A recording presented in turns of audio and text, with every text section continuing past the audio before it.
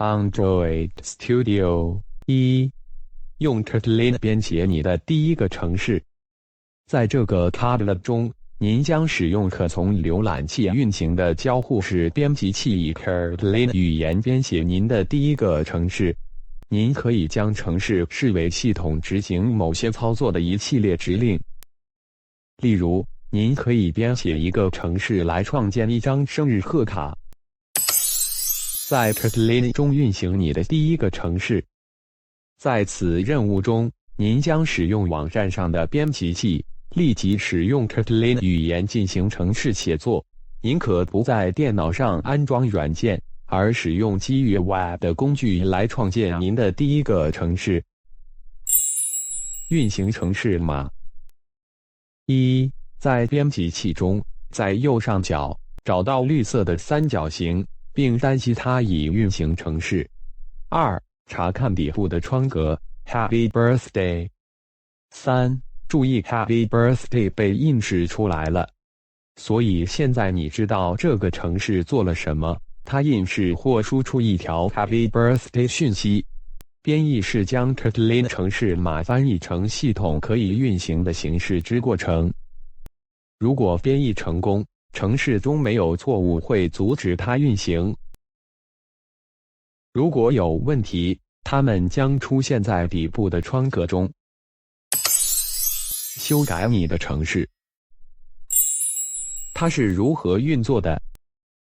如果你想让朋友写“你好，世界”在一张纸上，会有很多隐含的信息。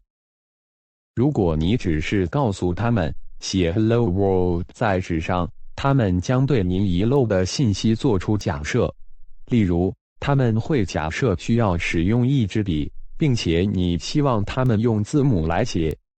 电脑不做这些假设，所以你必须给包含每一步的精确说明。如果你曾经学过另一种语言，你就会知道学习语法、拼写、新的符号字母表和词汇的挑战。但幸运的是，它比例如学习人类更简单，更合乎逻辑。了解程式的各个部分。Fun 是 Kotlin 程式语言中的一个词 ，Fun 代表 function。函数是执行特定任务的程式的一部分。Kotlin 有很多特殊的词，含义非常具体，它们通常被称为关键字或保留字。Main 是这个函数的名称。函数有名称，因而它们可以相互区分。这个函数叫做 main， 因为它是您运行程式时调用的第一个或主函数。每个 Kotlin 程式都需要一个名为 main 的函数。main 括号，函数名后面总是跟有左右括号。在括号内，您可以放要使用的函数的信息。该函数的输入称为 argument 或简称为 args。main 括号花括号，注意括号后的一对花括号。函数内部是完成任务的程式码，这些花括号围绕住程式码行。花括号之间的程式码行。看花括号之间的程式码行。这行程式码印是 Hello World 文本。Print line 告诉系统印是一行文本。在括号内放置要印式的文本。注意要印式的文本被引号包围。这告诉系统引号内的所有内容都应该完全按照给定的方式印式。要实际印式文本，整个 print line 指令必须在 main 函数中。扩展你的程式。印式多行讯息。当您想要或需要完成任务时，您可以在函数中放置尽可能多的指令行。1. 复制 print line Happy Birthday 行，并在其下方再贴上2次。